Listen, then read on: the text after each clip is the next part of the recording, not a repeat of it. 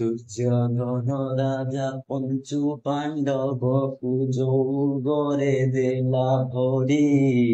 ଲୁଚାଇଲ କାୟା ଦେଖାଇଲ ମାୟା, ଗୁପତରେ କଲ ପାରି।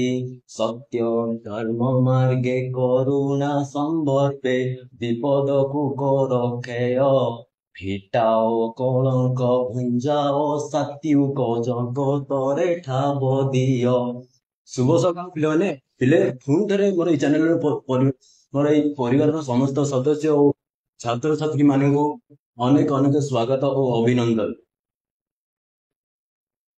ପିଲେ, ଆଜି ଆମେ ଆଲୋଚନା କରିବା ଅନ୍ଧକବି ସନ୍ଥ କବି ଭୀମ ଭୋଇଙ୍କର ସର୍ବଶ୍ରେଷ୍ଠ କୃତି ଚିନ୍ତାମଣିରୁ ଆସିଥିବା ସପ୍ତଦଶ ବୋଲି ପୟରେ ପଶୁଛି ଶରଣ। ପିଲାମାନେ, ଖୁବ ଅଳ୍ପ ସମୟ ମଧ୍ୟରେ ସମ୍ପୂର୍ଣ୍ଣ କବିତାଟିକୁ ଆଲୋଚନା କରିବା। ଶେଷ ଯାଏ ନିଶ୍ଚିତ ଦେଖିବ, ସମସ୍ତ ସହିତ ସେୟାର କରିଦବ ଆଉ ଚ୍ୟାନେଲକୁ ସବସ୍କ୍ରାଇବ ମଧ୍ୟ କରିବାକୁ ଭୁଲିବ ନାହିଁ। ପିଲେ, ଓଡିଆ ମାଟିରୁ ଜନ୍ମିତ ଓଡିଶାର ନିଜସ୍ୱ ଧର୍ମ, ମହିମା ଧର୍ମ, ସତ୍ୟ ମହିମା ଧର୍ମ ଏବଂ ତାର ପ୍ରଧାନ ପ୍ରଚାରକ ଥିଲେ ଭୀମ ଭୋଇ। ନିଜ କବିତା ମାଧ୍ୟମରେ ଓଡିଆ ସାହିତ୍ୟକୁ ରୁଧିମନ୍ତ କରି ଯାଇଛନ୍ତି ଏବଂ ତାଙ୍କର ଯେଉଁ ରଚନା ସ୍ଥିତି ଚିନ୍ତାମଣି, ସେଇ ସ୍ଥିତି ଚିନ୍ତାମଣିର ସପ୍ତଦଶ ବୋଲିରୁ এই କବିତାଟି ଆସିଛି।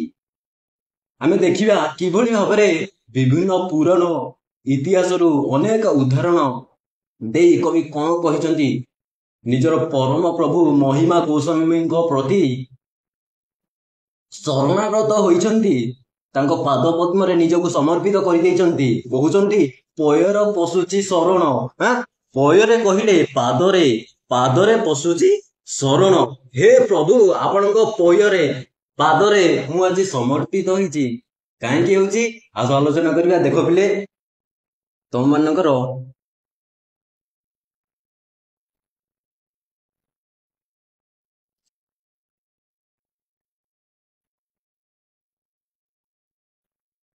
ଦେଖ ପିଲେ, ପ୍ରଥମ ପଦ ଭୀମ ଭୋଇ, ତମ ମାନଙ୍କର କବି ଏଠି ଦେଖିପାରୁଥିବ।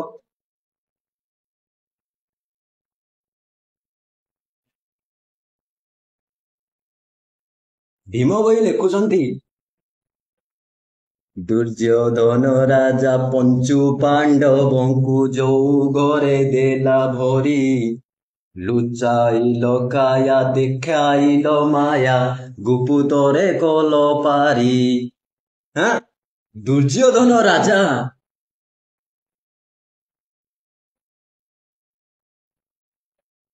କୁରୁକୂଳରେ, ବୁଝିପାରିଲା, ଦୁର୍ଯ୍ୟୋଧନ ରାଜା କୁରୁକୂଳରେ ଶ୍ରେଷ୍ଠ। ଦୁର୍ଯ୍ୟୋଧନ ଅଧିମାନି ମାନି ରାଜା ଦୁର୍ଯ୍ୟୋଧନ କଣ କଲେ ଆମେ ଜାଣିଛେ। ପଞ୍ଚୁ ପାଣ୍ଡବଙ୍କୁ ଯୁଧିଷ୍ଠିର, ଭୀମ, ଅର୍ଜୁନ, ନକୁଳ, ସହଦେବଙ୍କୁ କେତେ କଷ୍ଟ ଦେଇଥିଲେ ରାଜା ଦୁର୍ଯ୍ୟୋଧନ। ତମେ ମାନେ ମହାଭାରତରୁ ସମସ୍ତେ ଜାଣିଥିବ।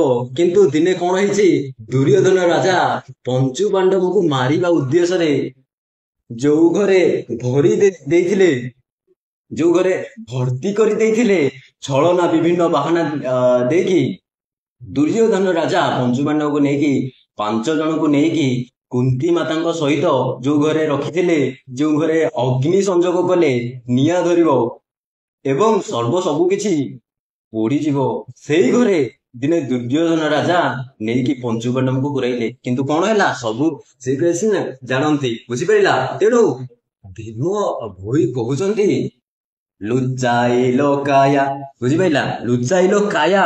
ହେ ପ୍ରଭୁ, ହେ ମହିମା ଗୋସ୍ୱାମୀ, ହେ ଅଣକାର ରୂପ, ହେ ପ୍ରଭୁ ଶୂନ୍ୟ ଦେବତା, କଣ କଲ, ଲୁଚାଇଲ କାୟା। ବୁଝିପାରିଲା, ନିଜକୁ ତମେ ଲୁଚାଇ ରଖି ଦେଖାଇଲ ମାୟା।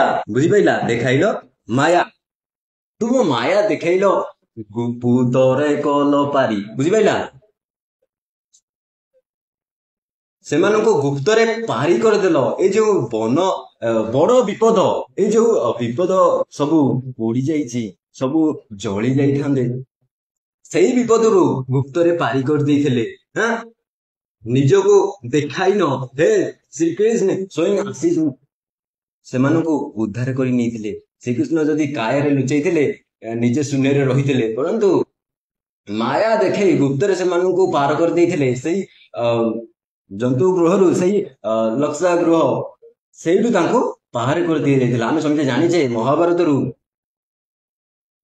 ଗୁଣି କଣ କରିଛନ୍ତି, ସତ୍ୟ ଧର୍ମ ମାର୍ଗେ କରୁଣା ସମ୍ଭବ ବିଭେଦକୁ ପରଖାୟ। ବୁଝିପାରିଲା?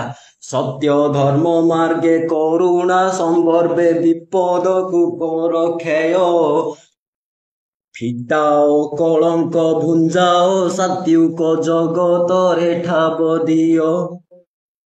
କହୁଛନ୍ତି ଭୀମ ଭୋଇ କହୁଛନ୍ତି ସତ୍ୟ ଧର୍ମ ମାର୍ଗେ, ଯଦି ସତ୍ୟ ମାର୍ଗରେ ତମେ ଥିବ, ଧର୍ମ ମାର୍ଗରେ ତୁମେ ଥିବ, ତାହେଲେ ସତ୍ୟ ଧର୍ମ ମାର୍ଗେ କରୁଣା ସମ୍ଭର୍ବେ, ବୁଝିପାରିଲା?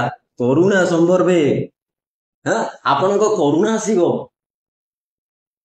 ସତ୍ୟ ମାର୍ଗରେ ଧର୍ମ ମାର୍ଗରେ ଥିଲେ ନିଶ୍ଚିତ ତମେ କରୁଣା ସମ୍ଭବ ହେବ, ଯାହା ଫଳରେ ବିପଦ ସବୁ କ୍ଷୟ ହବ। ହେ ଶୂନ୍ୟ ଦେବତା ବା ହେ ପରମ ବ୍ରହ୍ମ କଣ କର ନା, ଆମେ ସେମିତି ଜାଣିଛେ ମହିମା ଗୋସ୍ୱାମୀଙ୍କର ପତି ସେ ପୁଣ୍ୟ ସମର୍ପିତ ଥିଲେ। ବୁଝିପାରିଲା? ହେ ଅଲେଖ ମହିମା, ହେ ନିରଞ୍ଜନ, ହେ ଶୂନ୍ୟ ବ୍ରହ୍ମ, ହେ ଅଣାକାର ସମ, ହେ ଅଣାକାର ସ୍ୱାମୀ, ତୁମେ କଣ କର ନା ସତ୍ୟ ଧର୍ମ ମାର୍ଗରେ ଯିଏ ଥାଏ, ସତ୍ୟ ଧର୍ମରେ ପଞ୍ଚୁ ପାଣ୍ଡବ ଥିଲେ। ବୁଝିପାରିଲା?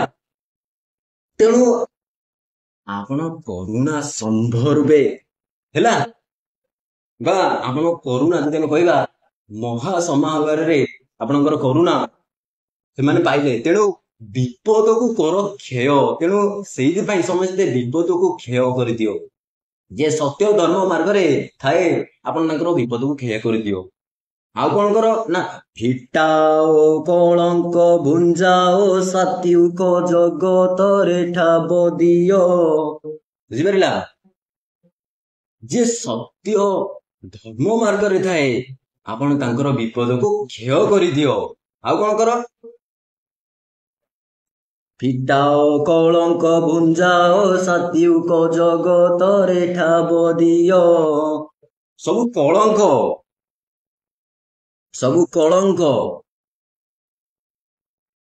କଳିମାକୁ ତମେ ଫିଟାଇ ଦିଅ। ବୁଝିପାରିଲା? ସବୁ କଳଙ୍କକୁ ପୋଛି ଦିଅ। ଯେ ସତ୍ୟ ଧର୍ମ ମାର୍ଗରେ ରୁହେ ତାଙ୍କର ସବୁ କଳଙ୍କକୁ ଆପଣ ଫିଟାଇ ଦିଅ ଏବଂ ତାଙ୍କୁ କଣ ଭୁଞ୍ଜାଅ, ସେଇ ସାତ୍ୱିକ କହିଲେ କଣ? ସାତ୍ୱିକ କହିଲେ ଯେମିତି ସାତ୍ୱିକ ଆମେ ଜାଣିଛେ ସାତ୍ୱିକ ଗୁଣ ସତ୍ୱ ରଜତମ, ଏଇ ଯୋଉ 3 ଗୁଣ ଅଛି ସାତ୍ୱିକ ଗୁଣ, ସବୁଠାରୁ ଭଲ ଗୁଣ, ତାଙ୍କୁ ତମେ ଭୁଞ୍ଜାଅ, ତାଙ୍କୁ ତମେ ଭୋଗ କରାଅ। ସେ ସାତ୍ୱିକ ଭୋଗ କରନ୍ତି, ତାମସିକ ନୁହେଁ କି ରାଜସିକ ନୁହେଁ, ସେ ସାତ୍ୱିକ ଭଲ ଗୁଣ ତମ, ତାକୁ ତମେ ଭୋଗ କରାଅ, ଜଗତରେ ଠାବ ଦିଅ ଏବଂ ଏଇ ଜଗତରେ ତମେ ତାଙ୍କୁ ସ୍ଥାନ ଦିଅ।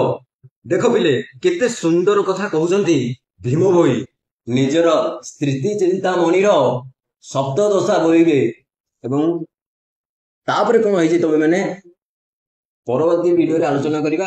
ଆଜି ପାଇଁ ବାସ୍ ଏତିକି। ଆଉ ଭିଡିଓଟା ଶେଷ ପର୍ଯ୍ୟନ୍ତ ଦେଖିଥିବାରୁ ବହୁତ ବହୁତ ଧନ୍ୟବାଦ।